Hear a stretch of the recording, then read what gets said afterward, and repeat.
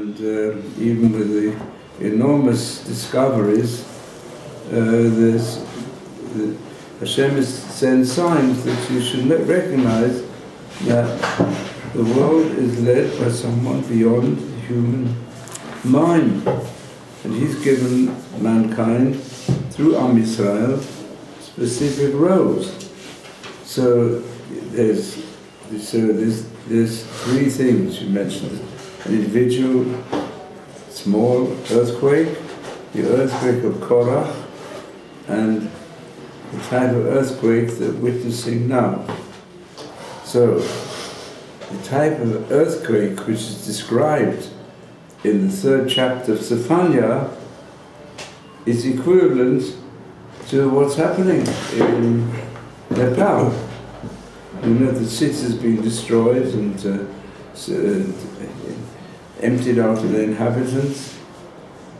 It's exactly as is depicted, and the sages learn out from that passage, where it says, Zephaniah says, if I punish the nations, even if you're not punished, but in such a manner that you have a massive earthquake, then ach tikchi musa, I do it so that you, the people of Israel, will learn from it an ethical guidance. So even things like that happen elsewhere, we have to take it to ethical guidance. Can someone check up if at least this is on, the Kol HaLashon is on? Yeah, it is on, yes, okay. So I'll continue with this at the moment.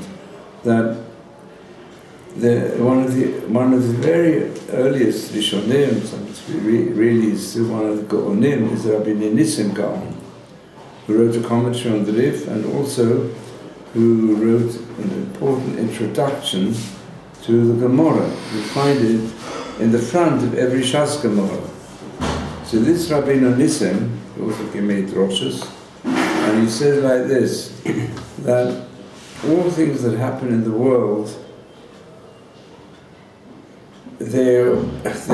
Hashem has many things in mind, but one of the things He has in mind is that if the people of Israel find out about it, then they've got to learn from it lessons. We can't understand Hashem entirely in whatever happens in the world, but whatever does happen in the world, we have to take from it an ethical guidance for ourselves. We shouldn't allow events that happen in the world around us to say, well, it's nothing to do with us, because it happened to others. It makes no difference. That's why Hashem in the Torah tells us about the deluge that happened to mankind many years ago, and then it tells us in the words of the prophets afterwards, in the time of the first kingdom of Am Yisrael, many different situations of misfortune that come upon the nations of the world, so that we should learn lessons. You go through Yeshaya or go through some of the other prophets, Amos, you see there's a reference there to the way in which Hashem is concerned for all mankind at all times. But these prophecies are given to the people of Israel because we have to learn from it. We're supposed to give guidance to mankind and set an example. If we don't do so, then sometimes things happen all over the world and they're considered our responsibility. Once you know about it, you're responsible. And there's a long Rosh of the Ran about this. That Hashem starts with nations from afar. If you take notice, well and good. If not, He brings them nearer and nearer until it comes upon you. And that's why the land of Israel was made desolate. So all the nations realize the people of Israel have not fulfilled their function. I made it completely desert. It says already in the Chumash, Pashat Tzavim. Where it says, why did Hashem make this land a complete desert, as it was for many hundreds of years? Because the nations will come and say, why did it happen? They'll wake up and they'll tell you, you're scattered all over the other nations, it's your fault. Obviously, Hashem is punishing you because you haven't fulfilled your covenant with Hashem. So the Horovitz Chaim, he put this in practice, because at the time when there was, I think, the different situations, there's one of his droshes, he says, well, we're now in a time when there are thousands of people being killed somewhere in the Far East. So we have to learn a lesson from it.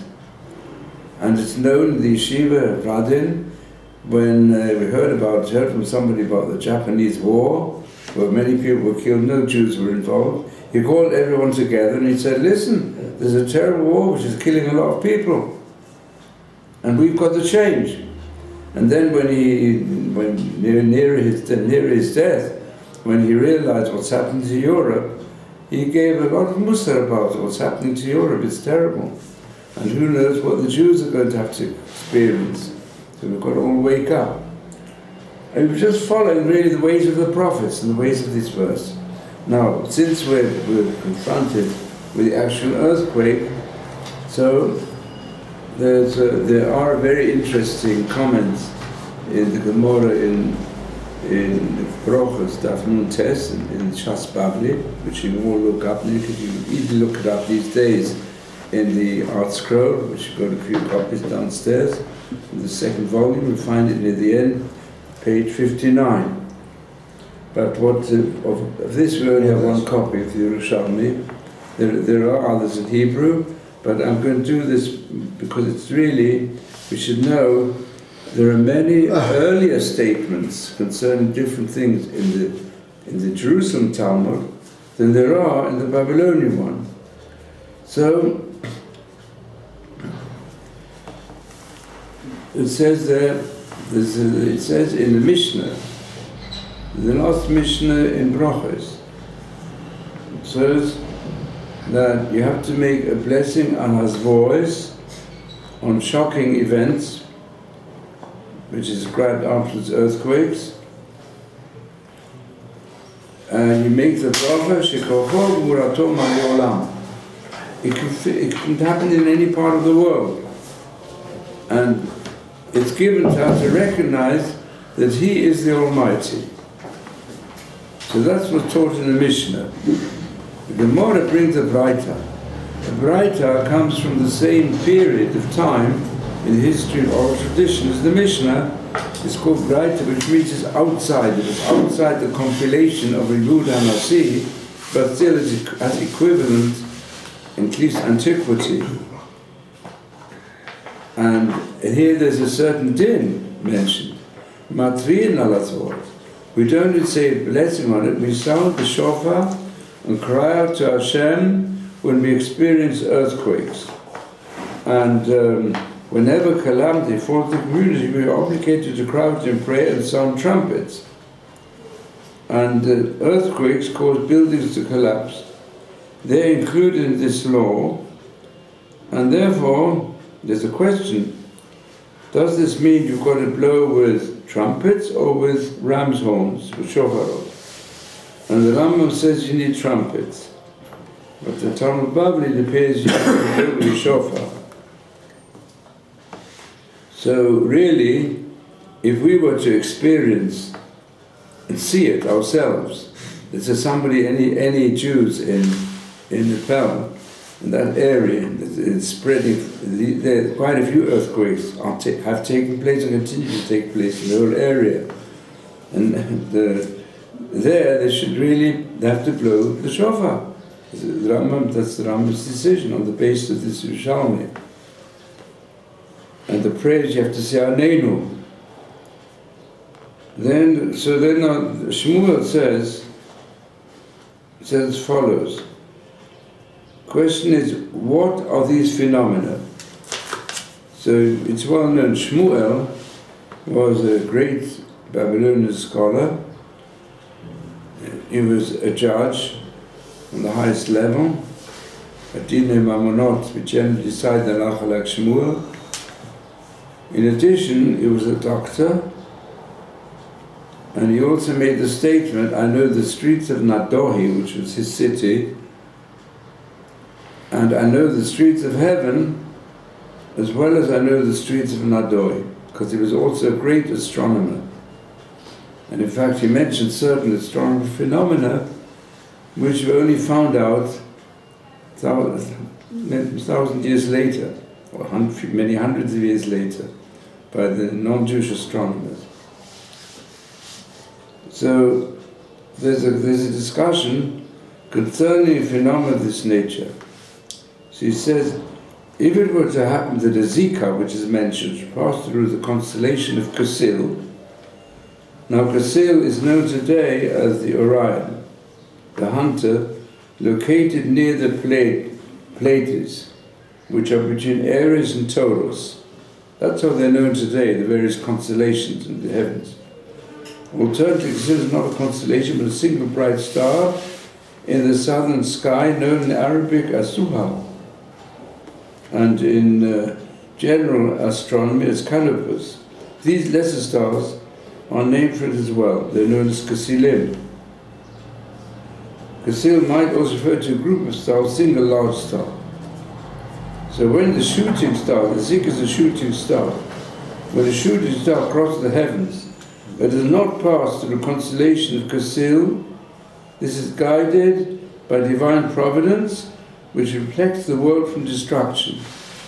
I mean, those who analyze these matters according to modern knowledge, they say that one of the dangers which exist today also is that a shooting star might come to clash with this globe, which could cause destruction.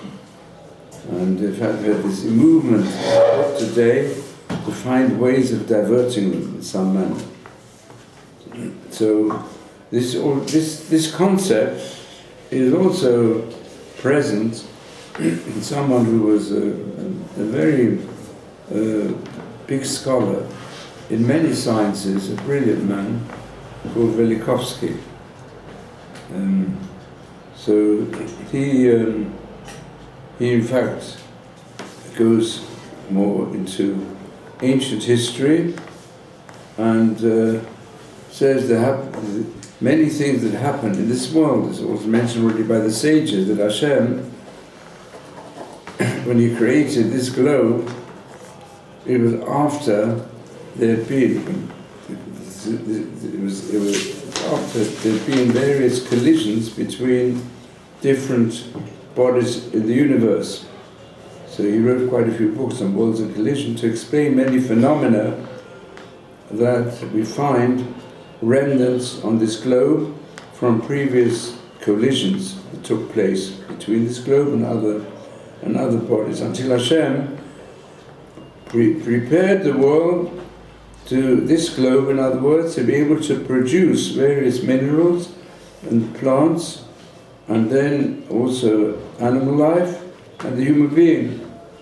It's well known, one of the basic interpretations in the ancient, to some extent esoteric traditions of Am Yisrael, as they're described in his works, and you'll also find it described in a more simple fashion, because he's written quite a lot of books on the subject, but in a more simple manner from Jewish sources in the Encyclopedia of Biblical Interpretation of Rav Kasher, which we have in the library. The first volume is very interesting.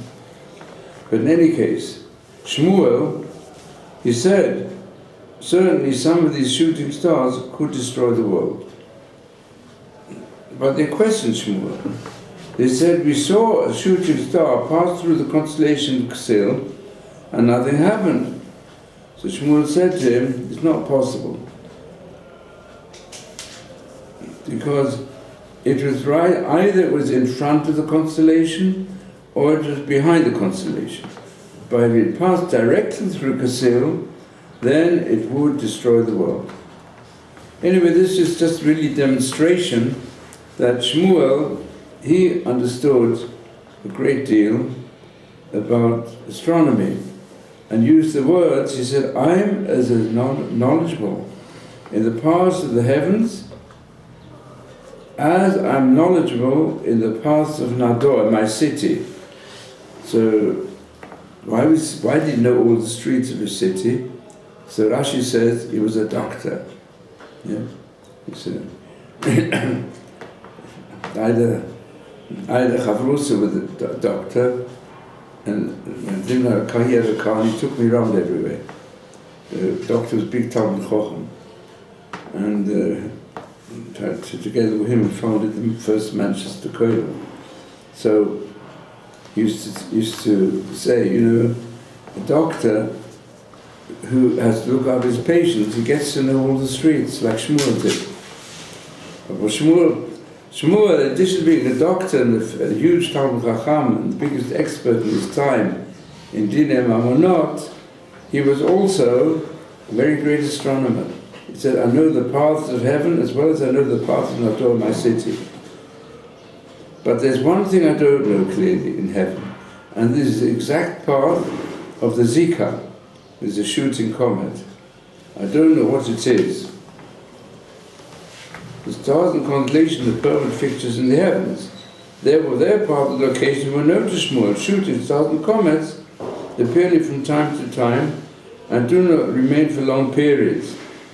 He didn't always know how they suddenly come into being, and then sometimes they disappear. So the Gemara even asks, how did Shmuel know all this? Did Shmuel go up to heaven to learn all the secrets, the heavenly bodies traveling out to space and knew what was going on? But Al Shem mi yisaper shkakim b'chokhmah. His knowledge came from Hashem, who tells man with wisdom what transpires in the heavens, is Pasuk in Iyov. This we see that God sometimes teaches man about the workings of heavens. So Shmuel, knowledge of these matters was acquired in this fashion. That means through his Torah, the learning of Torah, he acquired knowledge of the heavenly bodies. Or he acquired this knowledge by means of his great wisdom. So the truth is that it is indeed remarkable. So we can say like this: the Pasuk in Iyov shows that Hashem can teach man. Although Shmuel might well have studied astronomy and astrology, these uncertain disciplines, which involve much hypothesis and guesswork. So therefore, it's more probably acquired his knowledge through oral tradition received by Moshe from Hashem, who transmitted this wisdom to Moshe, so that Israel will be able to accurately calculate the correct times for new months and leap years. So this is called in the Gemara the Soda Ibor. No question that there was a whole body of great knowledge in many areas, especially also in astronomy, which goes back, it would appear, to the time of Moshe Rabbeinu. It's given by Hashem. And that's the easiest way to understand, let's say, the Rambam in his time. He was the greatest astronomer of his time.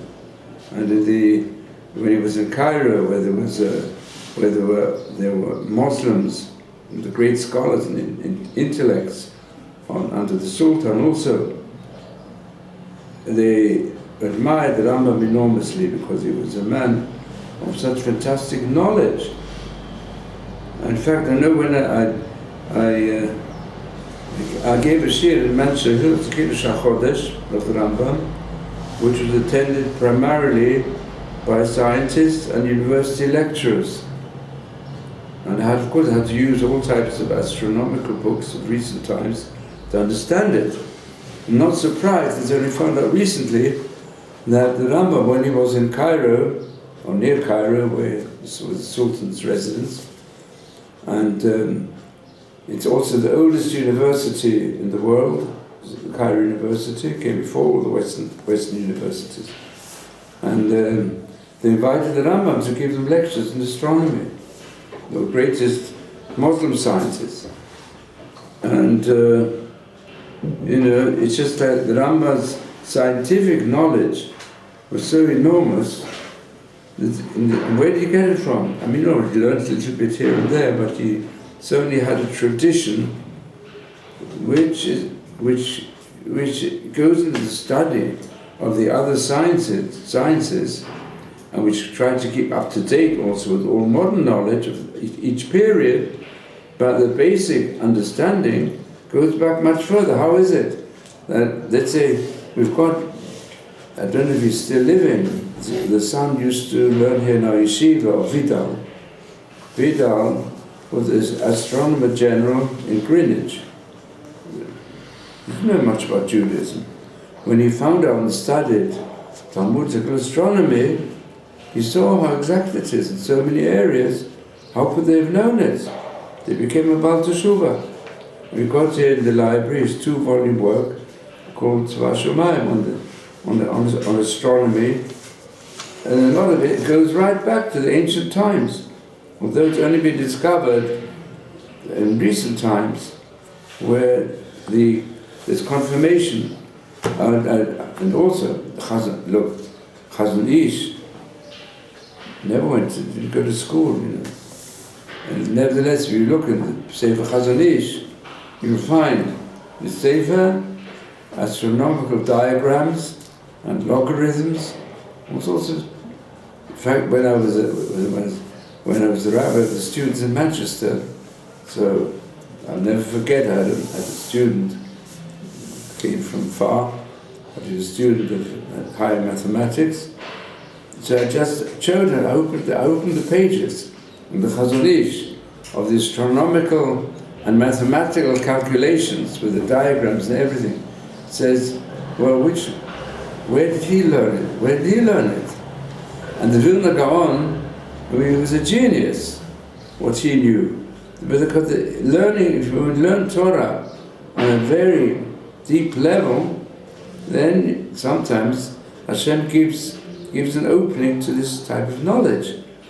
I unfortunately came too late to Eretz Yisrael to be near the Chazon Ish, but I was able to be near to his brother-in-law, the Stipler, the father of Chaim Kanievsky, and I know his knowledge in this area. I never had a connection with him, but in the area of illnesses and medicine, he was a person who mastered many areas of modern problems, medical problems, even the extent there was a person who had a severe brain problem, a brain tumor or something, and the Chazon Ish, he gave, not the Stipler, was able to give directives which was followed then afterwards by the surgeons to heal this person.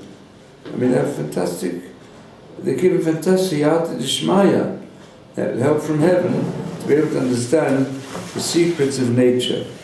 On the other hand, he finds also Vilna Gaon, he asked one of his students, one of his disciples, to go and translate Euclid's book on geometry and other works, because he said all this can help. You can make use, as the Rama also did.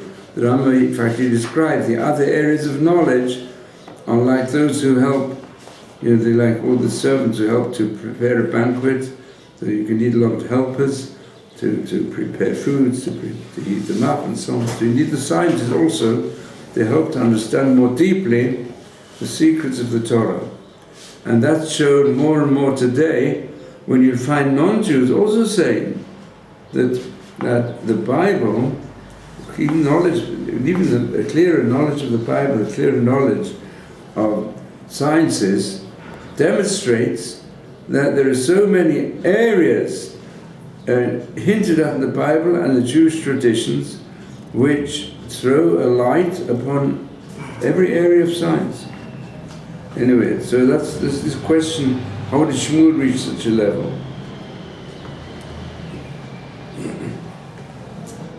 Shmuel himself was studied the heavens, is made only at moments he couldn't have studied Torah, never when he should enter into a bathhouse.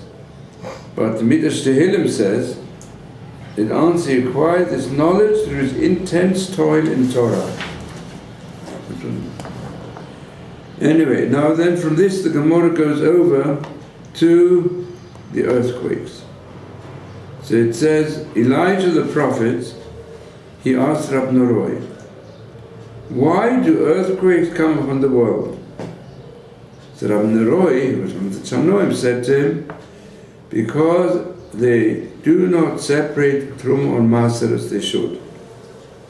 It means if if the Jewish people, Truma Mas is not the upon non-Jews, only upon Jews. But if Jews do not give to charity, because Truma Mas is basically in the wider sense, Truma you have to give it from food, and Mas also from food, but there's also din of Masa Kesef. So a person in Israel, especially this applied in the time when they were living in Eretz Israel. So it said, if Jews in Eretz Israel don't separate Truma Maisa properly, then the earthquakes come. And Rabbi Noah said, and what's the source for it? Bring the source. He says, Eretz Israel is Tamid Eina Hashem Elokech Apam. Hashem's eyes are always upon the land of Israel. That means he always looks after it in a good way. Nevertheless, another verse says, Hamabit la'aretz v'tir'at, yiga v'yarem v'yishanu. Says in Tehillim. It says Hashem looks upon the land and it trembles with earthquakes. It quakes. He touches the mountain and they erupt in smoke, volcanic eruptions.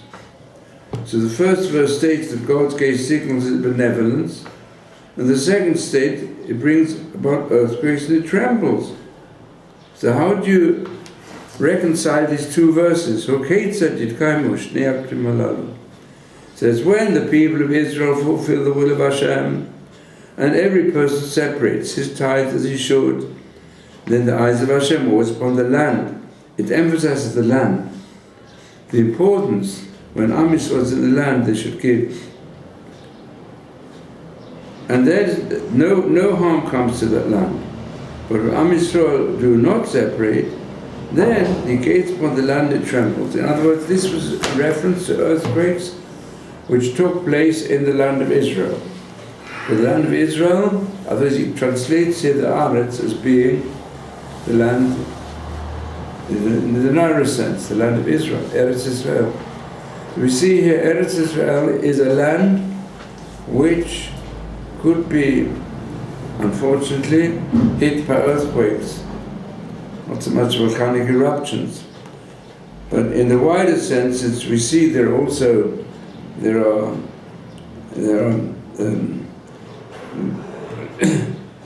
many situations when these earthquakes apply in a wider sense to the other parts of the world.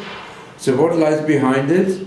We have to show the world charity and connection with the poor. Now I'd say, how does this apply today?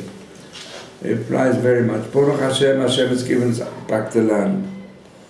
And we haven't for over 100 years. I think there have been no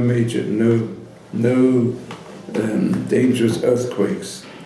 Although the geologists and those who deal with this, they're afraid it could happen any time.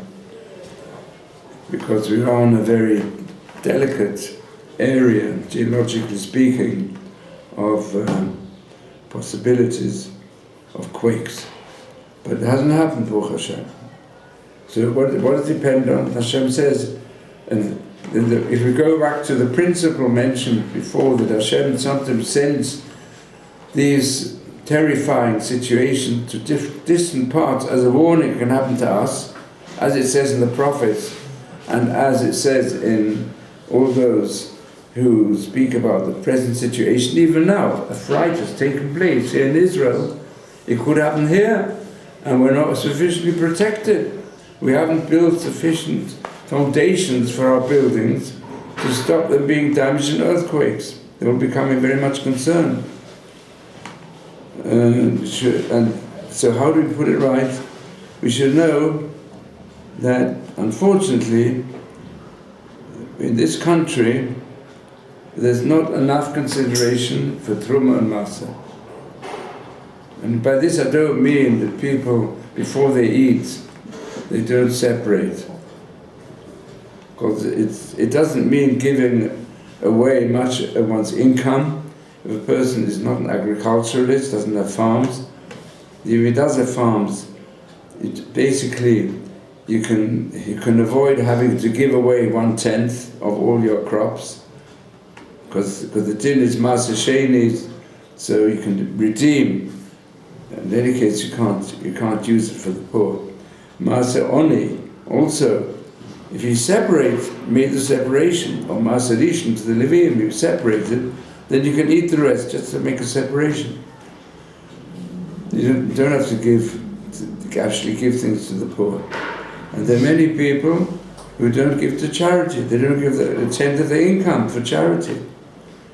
And what is even more severe is that the state of Israel is not concerned with poor families.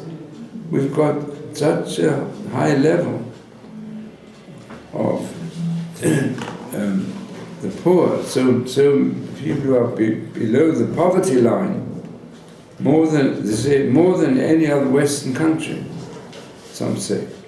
So this has to be put right, especially in view of the fact that the beginnings of the return of so many Jews to Eretz Israel, it was accompanied by a government and by leadership that felt very much that we have to make it a social welfare state. We've got to help, we've got to pool our resources. Many people even had the idealism of living in kibbutzim and giving up private possessions, which was motivated by the power of chesed which exists amongst Am Yisrael. This is one of the good qualities that socialism brought to the world, and also to many of the people of Israel. And although we know that socialism was not so much connected with the teaching of Hashem, it was more that the prophetic, constant repetitions that the life of the people in our land has to be based upon looking after the poor, mentioned constantly in the prophets. And we know that the idealists of the communist movement, they were inspired by this. Unfortunately, they combined it with rather Gnostic concepts. Maybe that's why it couldn't last. But nevertheless, this spirit has disappeared. And instead we become an extreme capitalist nation, where there's a huge gap between the billionaires of Israel and the poor, who have to go around the trash bins to have enough to eat. And this has to change. And I think we all have to work hard to change it. This is one area where sometimes we'll say, if you're in the extreme in your request to have child allowances and to make sure that the children should ever be short of food, and that all big families should be given support, and the people we should not follow the false policy of those who say that it's charity that produces poverty, which is one of the concepts. Let's say the time of the Industrial Revolution in England, they used that frequently. They said the poor is their own fault. You know, when poverty comes, don't give them charity. Let them all go to work. And a lot of the very rich people don't have to work. They go around lazing throughout their life and just spending and being extravagant, using for all types of stupidities which are not important, to buy their yachts and all types of, to have their orgies or whatever. But certainly one of the important matters to introduce into the whole policy of the state of Israel, Boruch Hashem, we can say, there is a great deal of chesed. There are many chesed organizations. And what Israel does today to help people in need all over the world is very good, very great. But charity starts at home. Let's go and put our own house in order. Yeah, let's go and, when it comes to health, it's fantastic what everybody does to help people who are in danger of life or limb all over the world, and certainly also in Israel. But when it's a question of poverty also, we have to work harder to change the policy of the government to care for its poor. That's, I think, the first Musa lesson. Each person has to do this well in his own life. That's what Rabbi Noroi said. That's where earthquakes come. In other words, Hashem looks after things.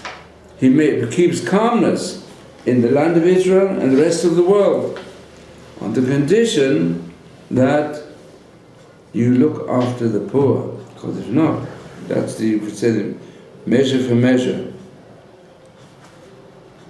Like the gaze of Hashem is benevolent, but it's destructive when we don't fulfill our social obligations. Then that was the opinion of Rabbi Noroi. But Eliyahu knows more, of course. Eliyahu says, my son, by your life, this is the reasoning behind the matter. If you look at it from the point of view of simple external reasoning, you're right. The tranquility of a land depends on not allowing poor people to tremble throughout their lives and to cry unto me that they've got no food. So that's the reasoning. But he says, the essence of the matter is something different. The essence of the matter is when the Holy One, blessed be, gazes upon the amphitheaters and the feasting place of the nations. And you see the nations of the world, they sit secure, undisturbed and peaceful, while his holy temple is destroyed, because this is speaking after the destruction of the temple. Then he wants to bring down the whole world and to destroy it. Because these eruptions are very destructive, and they spread all over the world, there'll be no world left. And he brings a pasuk. Pasuk is that Yishag Anovehu, Hashem cries out over his lodging place, which is the holy temple.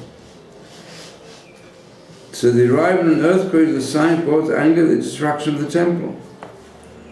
So this is what is indicated also in the 3rd chapter of Zephaniah, which we studied yesterday. But that also says that it's the nations of the world who destroyed the temple, and also even in our time, nations of the world, they want to destroy the place of the temple. They want to take over the place of the temple. They want to destroy the ability of Am Yisrael to come back to its holiness. Because when we come back nearer the holy place, we do hope it's the beginning of the redemption. But the nations of the world, they're destroying this hope that we have in mind, with all their attempts to destroy the state and the life of Jews in Israel today.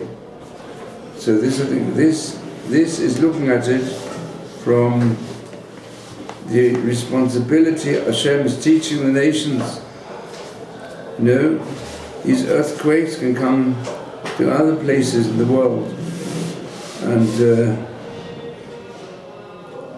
it's from the temple. What the temple represents? Universal peace. You want universal peace? So you have to recognize the leadership which you can have from the holiness which is contained amongst the people of Israel. So now this verse is really a passage where Hashem calls out Heidat to all the inhabitants of the earth. But when Israel enters their synagogue and study hall each morning,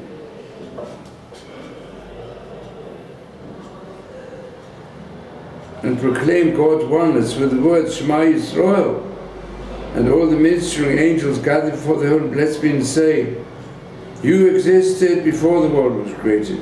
You existed after the world was created. You exist in this world, you exist in the world to come. Then he is appeased and doesn't destroy the world. He is calm for the sake of Israel. Now these pasukim we say every day. How to live nation Nivroah. So Hashem, and we will pronounce Shema Yisrael. Now the Midrash says, what is this debate between Elijah and Rabbi Noroi? So the specific geological conditions give rise to earthquakes. Why does the Gemara ask their cause? And since earthquakes existed before Israel became obligated to Ma'aseh, how can we say they're brought on by this violation? And the same applies to Elijah. There were earthquakes before the building of the temple.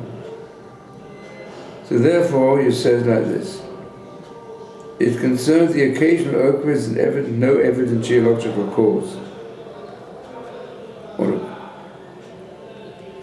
But the Rashba explains, when the Gemara says an earthquake is God's reaction to the destruction of the temple, it doesn't mean that it didn't occur beforehand. It just means the Jews of the temple era were sufficiently righteous that God would spare them such trials. Once Israel turned to sin, the temple was destroyed, God's protection was removed, and the land became subject to this sort of disaster. But I think there's another answer given, and I think this is indicated by the Maral and others, that when the Gemara discusses the cause of earthquakes, it's not a question of analyzing it scientifically. It's a question also of not what's the total cause in the mind of God. It's rather the Musa we have to, that's why it's called in Safana the Musa. We should learn Musa from whatever happens, and whatever happens around us is a guidance how we're to improve our behavior. And that's why this is open-ended discussion. Which are the aspects of behavior which have to be improved? And it's true that saying Shema Yisrael and learning in the Beit Midrash, Beit Knesset, is somewhat bringing Hashem to his home. That he feels there's a group of people who do appreciate that God is our creator and he's our constant provider as well, his constant providence. So then Rav Acha says something else. He says that it comes because of homosexuality, which Boruch says, you go and cause your limbs to tremble at the culmination of the act for that which is not yours, because it's going against your true nature. By your life I will cause my world to tremble with an earthquake because of that man who has sinned in that fashion. So this is a comparison, midah keneged midah. Really the world should be tranquil and nice place in which everybody can live. But if it's an earthquake, then you've got no basis anymore. It's swallowed up by the earthquake, or your house, your homes, your cities are destroyed. Similarly also, when people, of course, we've got to understand, homosexuality is regarded as toeva, it's called abomination.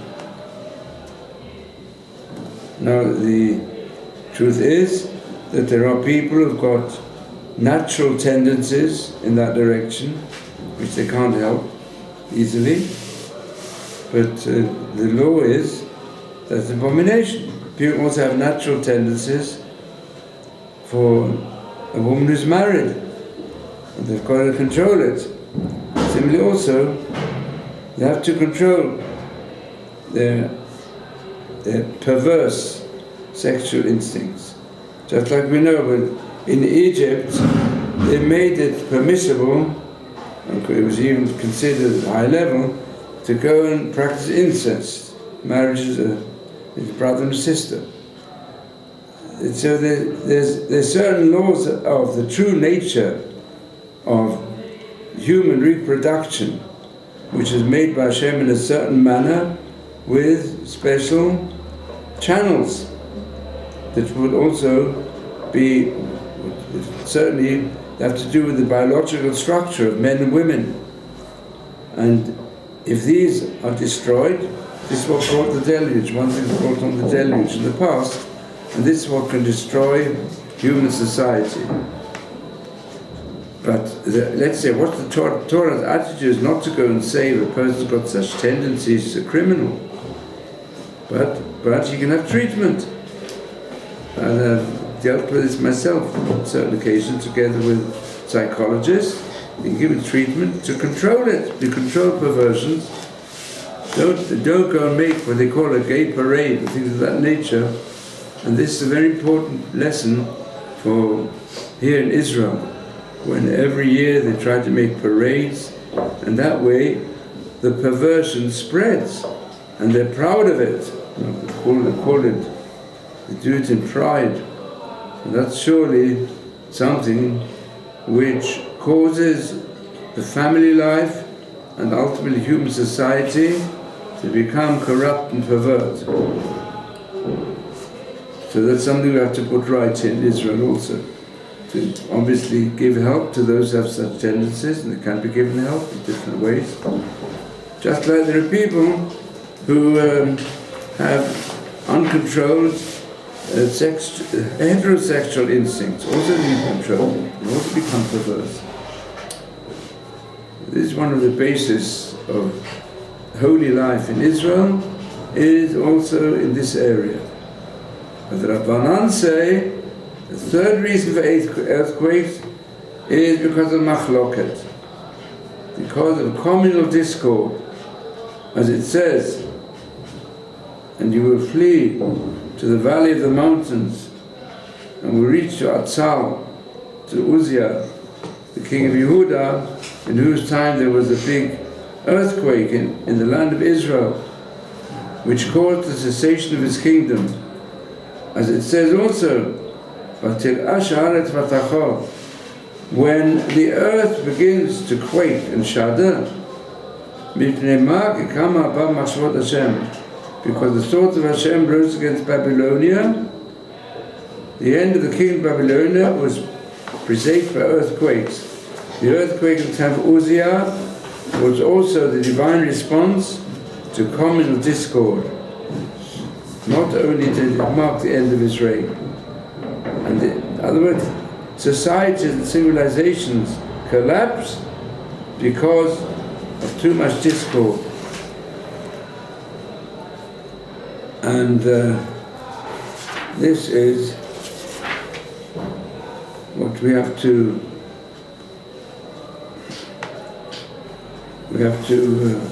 try to remove from our lives. There's too much discord in all areas, in families, in communities, in different groups of Am Yisrael. We have always tried to pursue peace and try to solve all problems through the path of the Torah, which is the path of peace. So let us hope that in these areas of charity, one of the most important things, and of also clinging to the holiness of Beit Midrash, and of purer standards of family morality, and removal of discord, this is the Musa to learn from the present situation which is taking place in the Far East, where there also, in those areas, the Himalayas in India, there's so many Jewish travelers who explore those adventures. That's our fault to some extent. We don't educate them enough to explore the adventure of a spiritual nature, of mountaineering, the mountains of Hashem, which is the adventure of exploring the spirit of Judaism. That's what we need to spread far and wide. Yetzer Hashem, that spirit, Hashem will save us from all actual and from all symbolical earthquakes, and will reach a period, as it says at the end, of the whole world recognizing the truth and fulfilling what's regarded as utopia of removing discord from the world, and no longer learning any more the arts of warfare, but instead the paths of peace. Amen.